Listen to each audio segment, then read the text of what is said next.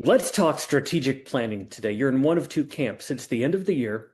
You either just completed your strategic planning session for next year, or you're wrapping up your strategic plan from earlier this year. Doesn't matter what camp you're in, you might be feeling like a failure. But you're not. We're going to talk about one of the biggest reasons today that strategic plans fail. It's not because your plan is bad, most likely. It's because your team literally doesn't have the capacity to pull it off. And you can fix that. If your plan looks great on paper, you're excited about it, there's forward momentum, but nothing actually happens in real life, there's a reason for that. Task saturation. So what does capacity mean?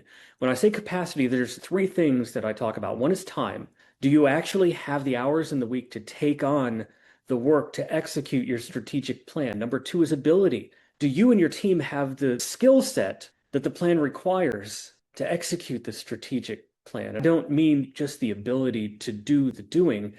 I mean, there may be a specific piece in there about technology. Do you or someone on your team have the ability, the skill set to understand what it means to execute that part of the strategic plan? And number three is fit. Visionary plans with zero structure often overwhelm process-oriented teams, and vice versa. Me personally, I'm a visionary person. I go to my team with this great idea, but if there's no details to it, perhaps that's where you are right now. Ignore any one of those three and you end up the capacity deficit when it comes to strategic planning. It's the place where great plans quietly go, and as we say in New Orleans, have a second line. They go to die, but there's no celebration about it. You just feel like a failure.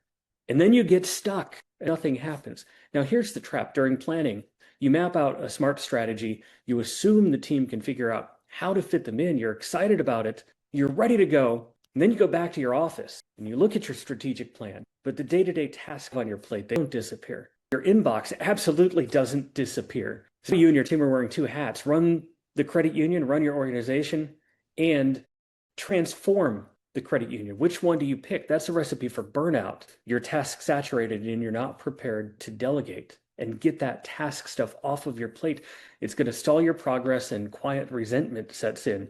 Then you hate this thing. Then you don't want to even look at your strategic plan. Then you get to your next strategic plan and you talk about your last strategic plan and nothing's been accomplished. So here's what I want you to do. Before you finalize your strategic plan, do the capacity check. Before you print off a single copy, before you share, before you leave strategic planning, talk about the time. Prioritize those pieces of your strategic plan. We need to push this out because we need to do this thing first.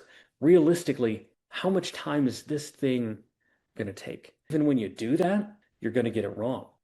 Not just by leading strategic planning sessions, but having a strategic plan for YMC. We sit there and come up with this great idea, assign an owner, assign a due date, three things we need to fix before we do that one thing.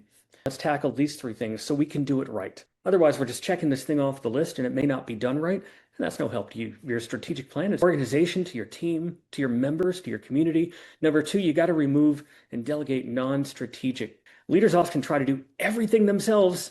I'm guilty of that. What can someone else own? What can we as the leaders stop doing? Cutting the small tasks frees a surprising amount, not of only time, but of mental bandwidth for you to be able to concentrate on that thing, not just get it done. You've got to add external or temporary support. It could be project-based fractional talent, a new vendor, outsourcing marketing. We can help you with that. Find time as a legitimate strategy. If you've got things on your plate as a leader, find someone to help you. If you don't have the capacity in-house, go outside and find it. It doesn't mean hiring another full-time person. Number four, you've got to clarify the roles with ruthless simplicity. Most task saturation comes from unclear expectations. Strengthen cross-team communication. That's number five. Weekly 15-minute check-ins can prevent weeks of drift. Number six, train for the skills the plan requires. If you need data literacy, digital marketing, loan decisioning systems, don't expect people to magically know how to do it. Training is also capacity. Number seven, sometimes you just have to say the quiet part out loud. We're overloaded. If you're the leader, name the problem. If you're a team member, raise your hand early and say, I feel overwhelmed. Help me. When you're building your strategic plan, don't just ask, what should we do? Ask yourself, do we have the capacity to do it? If not, you need to answer that part of your strategic. If you need a facilitator, I would love to do that for you. Or check out our website, yourmarketing.co. Learn more about our strategic planning sessions reach out and let's have a conversation.